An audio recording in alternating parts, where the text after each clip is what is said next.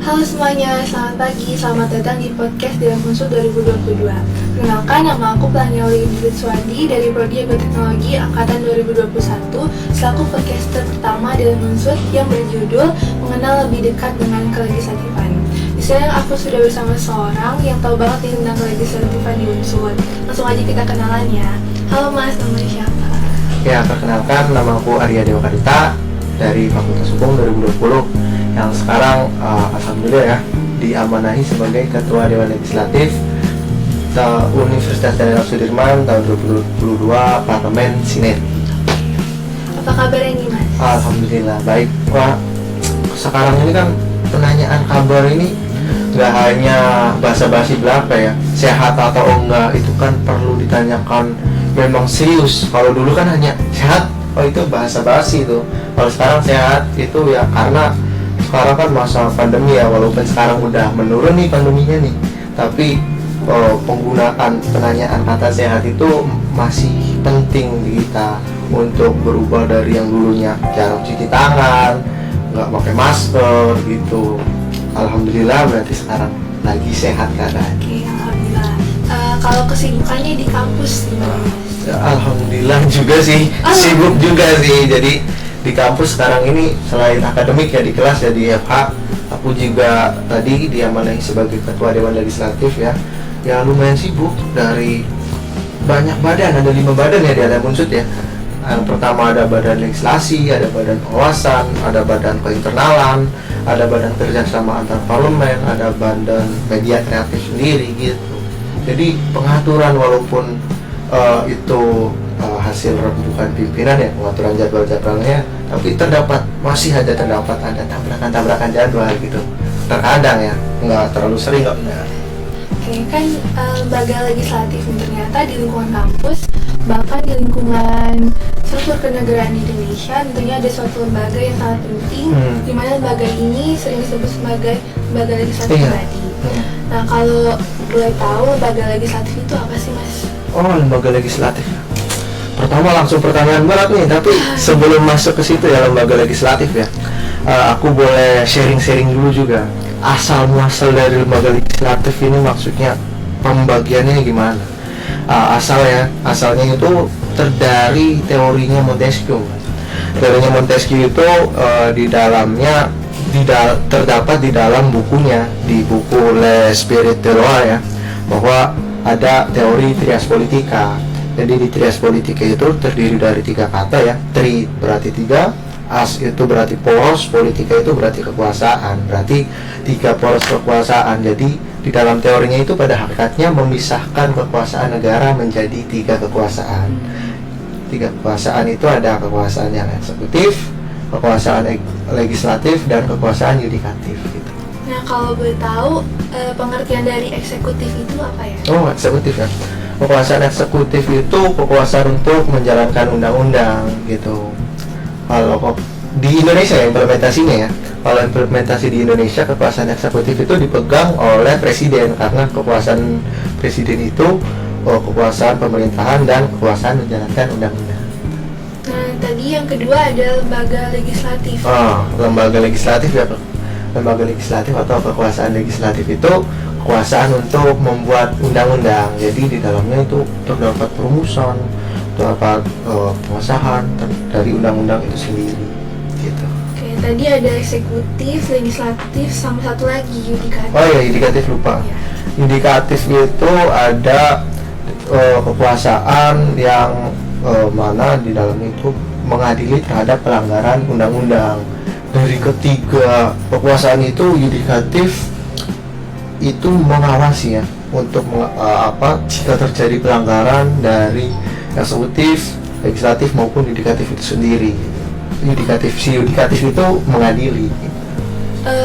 Kalau lembaga yudikatif di Indonesia itu kayak apa ya? Oh, lembaga yudikatif di Indonesia ya lupa. Lembaga yudikatif itu kan kekuasaan kehakiman di Indonesia itu dilaksanakan oleh Mahkamah Agung, Mahkamah Konstitusi, dan Komisi Yudisial. Karena kita lagi membahas tentang legislatif. Nah, lembaga legislatif tuh di Indonesia DPR ya. Kalau boleh tahu fungsi dan hak DPR di Indonesia itu kayak gimana? Iya. menurut itu ya, Undang-Undang Dasar kita ya, fungsi DPR itu ada 3 ya. Fungsi yang pertama itu fungsi anggaran, fungsi yang kedua itu fungsi legislasi, fungsi yang ketiga itu fungsi pengawasan. Gitu, Mbak. Oke, aku kurang tahu nih fungsi-fungsinya itu pengertiannya apa sih? Oh, Mas? fungsi-fungsi. Kalau untuk fungsi apa dulu? Anggaran ya. Anggaran. DPR itu membahas mengenai anggaran bersama presiden ya, walaupun bersama presiden. DPR itu mempunyai fungsi anggaran untuk merancang dan mengesahkan bersama presiden. Jadi anggaran pendapatan dan belanja negara di Indonesia itu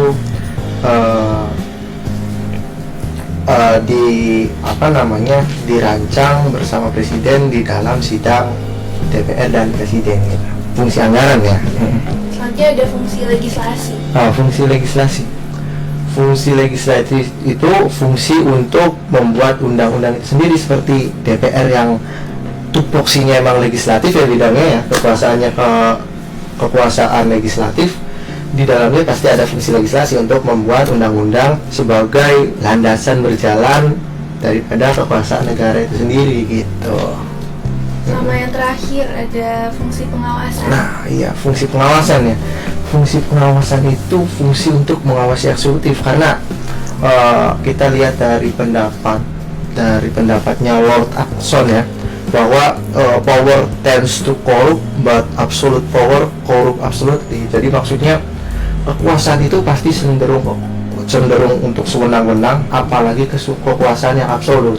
Kekuasaan yang absolut itu udah pasti sewenang-wenang dan korupsi gitu. Untuk menghindari hal tersebut, terdapat pemisahan kekuasaan tadi ya, balik lagi ke tadi teorinya Montesquieu tadi, terdapat pemisahan kekuasaan supaya apa? Supaya tidak terjadi ketimpangan kekuasaan. Jadi salah satu kekuasaan itu berat, makanya di ketiga kekuasaan ini saling check and balance, saling untuk terciptanya ketatanegaraan yang baik ya, saling bermitra untuk tidak terjadinya ketimpangan kekuasaan antara legislatif, yudikatif maupun eksekutif itu sendiri gitu. Tadi selain fungsi ada juga hak-hak DPR. Nah itu bisa dijelasin nggak Mas, ada apa aja dan pengertiannya? Kalau hak apa dulu nih pertama nih? Ada hak angket. Hak angket ya. Hak angket itu hak DPR ya untuk melakukan penyelidikan terhadap pelaksanaan suatu undang-undang, yang mana itu pemerintah yang menjalankan gitu. Kalau hak angket ya. Terus ada lagi hak interpelasi ya. Hak interpelasi itu sendiri hak DPR ya untuk meminta keterangan terkait kebijakan yang dilakukan oleh pemerintah. Dalam hal ini pemerintah itu presiden dan struktural di bawahnya gitu. Yang terakhir ada hak menyatakan pendapat ya. Hak menyatakan pendapat itu di dalamnya DPR itu berwenang untuk menyampaikan pendapat atas yang pertama kebijakan pemerintah, yang kedua ada tindak lanjut dari tadi kedua hak tadi, yang ketiga ada dugaan bahwa presiden dan wapres ini melakukan pelanggaran terhadap undang-undang yang berlaku gitu Mbak. Nah kalau lanjut ya, kan lembaga legislatif di nasional itu ada DPR. Nah kalau di universitas sendiri, di Unsud terutama, ada lembaga legislatif gak? Dan apa sih lembaga legislatif yang mengembannya? Kalau di Unsud ya, kita kan di Unsud ya. Kalau di Unsud lembaga legislatif yang berfungsi sebagai lembaga legislatif itu ada Dewan Legislatif Mahasiswa gitu. Dan Dewan Legislatif Mahasiswa itu seperti yang aku katakan di awal ya. Kalau menurut peraturan rektor itu terdapat beberapa fungsi ya. Aku mencatat di peraturan rektor nomor 16 tahun 2018 ya, pasal 7, DLM itu mempunyai fungsi pengawasan, mempunyai fungsi aspirasi, dan mempunyai fungsi anggaran gitu. Kalau di dalam ADART kita, keluarga besar mahasiswa Unsud, DLM itu mempunyai 3 fungsi juga, fungsi legislasi, fungsi pengawasan, dan fungsi aspirasi gitu. Hampir sama ya? Hampir sama, karena itu juga menjadi landasan kita ya, landasan DLM untuk bergerak. Selain peraturan rektor yang memang kita dibawahi oleh rektorat ya, oleh birokrat Unsud, kita juga mempunyai landasan untuk bergerak di tingkat kemahasiswaannya gitu. Jadi sebenarnya hampir sama. Hampir sama. Selanjutnya aku mau kepoin lebih dalam terkait kelegislatifan di Unsud. Untuk tugas pokok dan fungsinya juga sama ya? Iya, seperti itu. Kalau aspirasi itu DLM Unsud juga bertugas untuk menyerap, menampung aspirasi yang ada di mahasiswa. Dalam hal ini keluarga besar mahasiswa Unsud. Jadi kalau misalkan ada mahasiswa yang ingin menyampaikan aspirasi ya, baik itu untuk eksekutifnya, badan eksekutif mahasiswa, baik itu untuk birokratnya, itu rektorat, maupun untuk DLM itu sendiri, kita tampung aspirasi untuk kita serap dan nantinya sampaikan kepada pihak-pihak yang bersangkutan gitu loh Mbak, untuk fungsi aspirasi. Untuk fungsi yang kedua, fungsi pengawasan. Fungsi pengawasan di sini untuk mengawasi daripada eksekutif di tingkat kampus, yaitu badan eksekutif mahasiswa ya, badan eksekutif mahasiswa. Jadi di dalam pergerakan dari BEM itu sendiri, kita DLM Unsud yang sudah disebutkan di dalam ADART kita ya, wajib melakukan pengawasan di pasal 11 ayat 1, melakukan pengawasan terhadap program kerja dari BEM Unsud itu sendiri. Jadi itu agar seperti tadi, dasarnya agar karena kekuasaan yang absolut itu cenderung sewenang-wenang ya, untuk menghindari hal tersebut itu diperlukan adanya fungsi pengawasan. Jadi itulah fundamentalnya, itulah pokok pentingnya kenapa pengawasan itu diperlukan, supaya nantinya terjadinya good government student. Jadi pemerintahan mahasiswa yang baik, tidak terjadi ketimpangan gitu. Kalau di dalam sendiri itu ada badan apa aja sih Mas Adi? Kayaknya aku pengen lebih tahu lagi. Oke. Di dalam DLM itu sendiri, yang pertama ada badan legislasi ya. Badan legislasi itu badan yang bertugas untuk membuat undang-undang ya, undang-undang baik itu undang-undang sebagai dasar pengawasan terhadap BEM. Terus ada lagi undang-undang untuk pelaksanaan pemira, karena dalam hal ini ya di Unsud ya, pelaksanaan pemira itu fasilitatornya itu DLM untuk membentuk panitia pemira kan gitu. Panitia pemira yaitu KPR dan Bawasra dibentuk oleh DLM, dan nanti itu adalah kepanitiaan yang independen untuk melaksanakan daripada pemilihan presiden dan wakil presiden nanti gitu di dalam itu. Terus lagi ada badan pengawasan. Badan pengawasan tadi seperti tadi yang aku jelasin, bertugas untuk mengawasi dari kinerja BEM, bertugas untuk menilai laporan pertanggungjawaban BEM, dan bertugas untuk menilai kinerja keseluruhan dari BEM selama 1 tahun kepengurusan gitu. Jadi laporan pertanggungjawaban BEM itu nanti diserahkan kepada DLM melalui badan pengawasan itu. Nah, di badan pengawasan itu dinilai tuh apakah ini sesuai dengan lampiran undang-undang yang kita sahkan bareng BEM itu sendiri di dalam undang-undang pengawasan. Jadi gitu dinilai dan nanti apakah dapat diterima atau tidak gitu. Tugasnya penting banget. Penting banget itu buat badan pengawasan. Masih ada lagi nih, coba ada BKS 3 lagi itu malah parah, 3 lagi. Jangan terlupakan tuh. BKS yang ketiga ada BKSAP. Jadi BKSAP itu kepanjangannya ya, Badan Kerjasama Antar Parlemen. Jadi BKSAP itu sendiri bertugas sebagai badan keeksternalan daripada DLM untuk mengurusi surat yang masuk sebagai kontak person untuk kerjasama jika ada study visit, jika kita ingin melakukan kunjungan ke lembaga legislatif lain, itu tugasnya dari BKSAP. Terus yang keempat ya, ada badan keinteralan. Jadi badan keinteralan itu bertugas yang pokoknya untuk mengharmonisasi daripada internal dari DLM itu sendiri, yang nantinya juga ada banyak proker tuh di dalam badan keinteralan. Terus yang terakhir ada Badan Media Kreatif. Badan Media Kreatif itu bertugas untuk banyak lah, untuk publikasi, untuk editing dan lain sebagainya. Itu tugasnya dari Badan Media Kreatif dan Publikasi gitu. Badan jadinya ya Mas ya? Ada 5 dong. Ada 5 ya? 5 dong. Okay. Ada itu Badan Legislasi, ada Badan Pengawasan, ada Badan Kerjasama Antar Parlemen, ada Badan Keinteralan dan Badan Media Kreatif. Nah, kalau untuk keadaan legislatif di lingkungan kampus ini tuh gimana sih Mas? Oh iya, untuk sejauh ini yang saya ketahui ya, keadaan legislatif di kampus itu sendiri lumayan gimana ya katanya, lumayan stabil dan lumayan sudah dilihat ya, karena melihat dari sejarahnya ya, lembaga legislatif itu lembaga yang kalau kata ada perkataan salah satu tokoh, jadi lembaga legislatif di Unsur itu kayak organisasi tidur. Jadi meleknya di awal di pelantikan, terus tidur di seperjalanan, melek lagi nanti pas pemilihan dan musma. Jadi gitu lembaga legislatif kampus. Untungnya beberapa tahun belakangan lembaga legislatif ini berusaha untuk hidup lagi hingga sekarang nih.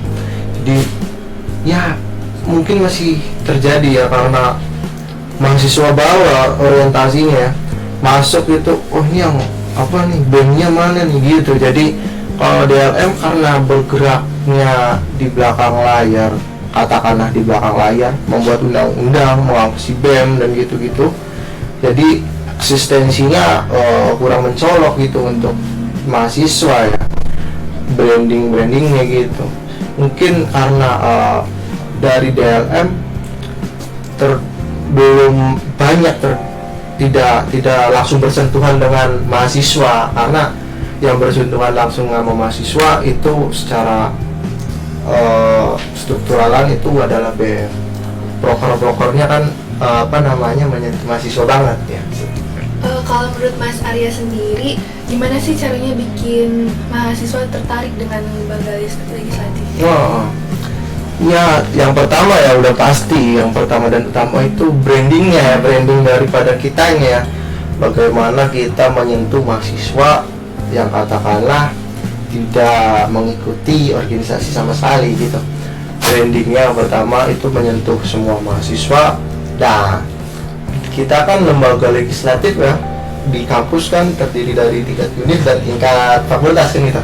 Nah, kita bisa bekerja sama tuh dengan lembaga legislatif tingkat fakultas untuk kita sebagai lembaga legislatif dikenal. Selain itu, kita juga harus membuat inovasi ya terhadap proker-proker yang memang menyentuh mahasiswa gitu. Salah satunya ya kayak ada training legislatif gitu, jadi gitu.